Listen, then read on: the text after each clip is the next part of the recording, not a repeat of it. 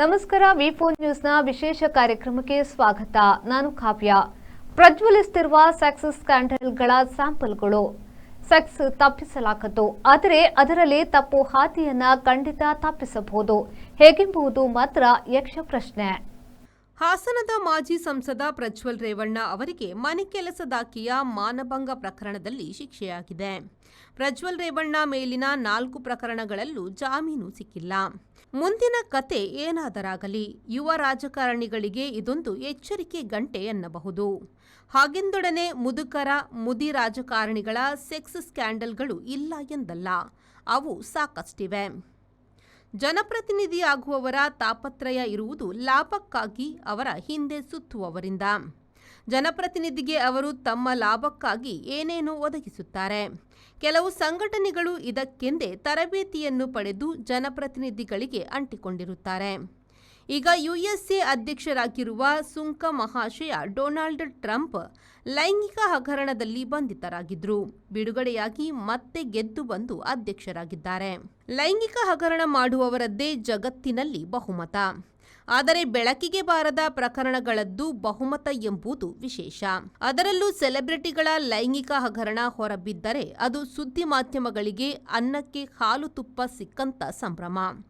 Sex scandal ಎಂಬ ಶಬ್ದವನ್ನು ಉನ್ನತ ಸ್ಥಾನಗಳಲ್ಲಿ ಇರುವವರ ಲೈಂಗಿಕ ಹಗರಣಗಳಿಗೆ ಬಳಸುತ್ತಾರೆ. ಸಿನಿಮಾ ರಂಗಕ್ಕೆ ಸಂಬಂಧಪಟ್ಟಂತೆ ಕಾಸ್ಟಿಂಗ್ ಕೌಚ್ ಎಂಬುದು ಇತ್ತೀಚೆಗೆ ಭಾರತೀಯ ಚಿತ್ರರಂಗದಲ್ಲಿ ದೊಡ್ಡ ಸದ್ದು ಮಾಡಿತ್ತು. ಕೇರಳದಲ್ಲಿ ಆಯೋಗದ ವರದಿ ಬಂದರೂ ಮುಂದೇನಾಯಿತು ಹಗರಣ ತಜ್ಞರೇ ಬಲ್ಲರು.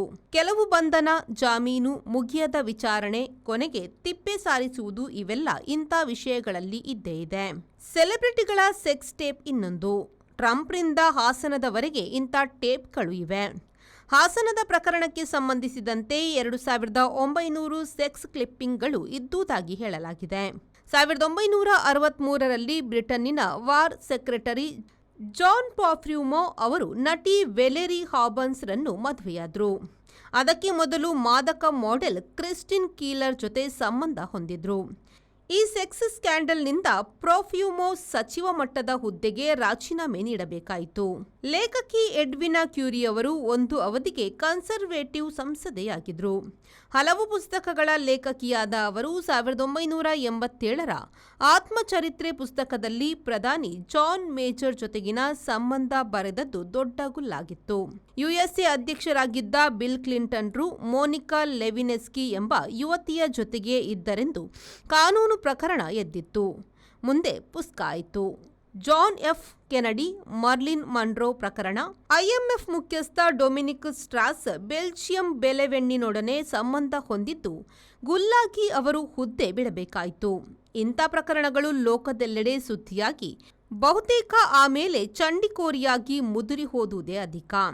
ಮಧ್ಯಪ್ರದೇಶದ ಮಂತ್ರಿಯಾಗಿದ್ದ ರಾಘವಜಿ ಸವಾಳ ಮನೆ ಕೆಲಸದವಳನ್ನು ರೇಪ್ ಮಾಡಿದ ಪ್ರಕರಣದಲ್ಲಿ 79ರ ಪ್ರಾಯದ ಆತ ಮಂತ್ರಿ ಸ್ಥಾನ ಬಿಡಬೇಕಾಯಿತು. ರಾಜಸ್ಥಾನದ ಮಂತ್ರಿಯಾಗಿದ್ದ ಬಾಬುಲಾಲ್ ನಗರ್ ಕೆಲಸ ಕೇಳಲು ಬಂದಿದ್ದ ಹೆಣ್ಣಿನ ಜೊತೆಗೆ ಕಿತಾಪತಿ ಮಾಡಿ ಜೈಪುರದಲ್ಲಿ ಸಿಕ್ಕಿಬಿದ್ದಿದ್ರು. ಕೊನೆಗೆ ರಾಜೀನಾಮೆ ನೀಡುವುದು ಅನಿವಾರ್ಯವಾಯಿತು.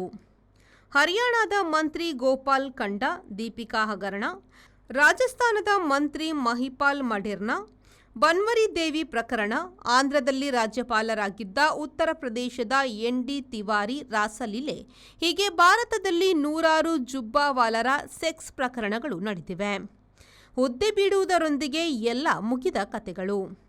ಲೈಂಗಿಕ ಶೋಷಣೆಯು ಈ ಪ್ರಪಂಚದಲ್ಲಿ ಮಾನವನ ಇತಿಹಾಸದೊಂದಿಗೆ ಬೆಳೆದು ಬಲಿತು ಬಂದಿದೆ. ಹೆಣ್ಣು ಕುಲಕ್ಕೆ ಹೆಚ್ಚು ಮಾರಕವಾಗಿರುವ ಈ ಸಮಾಜದ ನಡೆ ತೀರಾ ಅಪರೂಪಕ್ಕೆ ಗಂಡಿಗೆ ಉರುಳಾದುದು ಇದೆ. ಪ್ರಜ್ವಲ್ ರೇವಣ್ಣ ಈಗ ಅಂಥ ಪರಿಸ್ಥಿತಿಯಲ್ಲಿದ್ದಾರೆ. ಮಾಡಿ ತುಣ್ಣೋ ಮಾರಾಯ ಎಂದರೂ ಪ್ರಕರಣ ಇಲ್ಲಿಗೆ ಮುಗಿಯುತ್ತದೆ ಎಂದು ಹೇಳಲಾಗದು. ಯಾವ್ಯಾವ ಕೋರ್ಟುಗಳನ್ನು ಸುತ್ತಲಿದೆಯೋ ಗೊತ್ತಿಲ್ಲ. ಲೈಂಗಿಕ ಹಗರಣಗಳು ಇಲ್ಲಿಗೆ ಮುಗಿಯುವುದೂ ಇಲ್ಲ. ಪ್ರಜ್ವಲಿಸುತ್ತಿರುವ ಸೆಕ್ಸ್ ಸ್ಕ್ಯಾಂಡಲ್ಗಳ ಸ್ಯಾಂಪಲ್ಗಳು ಇಂದಿನ ವಿಶೇಷ ಕಾರ್ಯಕ್ರಮದಿಂದ ಈಚೆಗೆ ಬರೋಣ. ಲೈಂಗಿಕ ಹಗರಣಗಳು ಕುತೂಹಲಕರ ಸುದ್ದಿಗಳ ಹೊರತು ಸದ್ದು ಮಾಡಿದಷ್ಟು ಎದ್ದು ನಿಂತುದಿಲ್ಲ, ಬಿದ್ದು ಹೋದದ್ದೇ ಹೆಚ್ಚು. ಇದಾಗಿತ್ತು ಈ ಹೊತ್ತಿನ ವಿಶೇಷ. ನಿರಂತರ ಸುದ್ದಿ, ಮಾಹಿತಿ, ಮನೋರಂಜನೆಗಾಗಿ ನೋಡ್ತಾ ಇರಿ ವಿ4 ನ್ಯೂಸ್.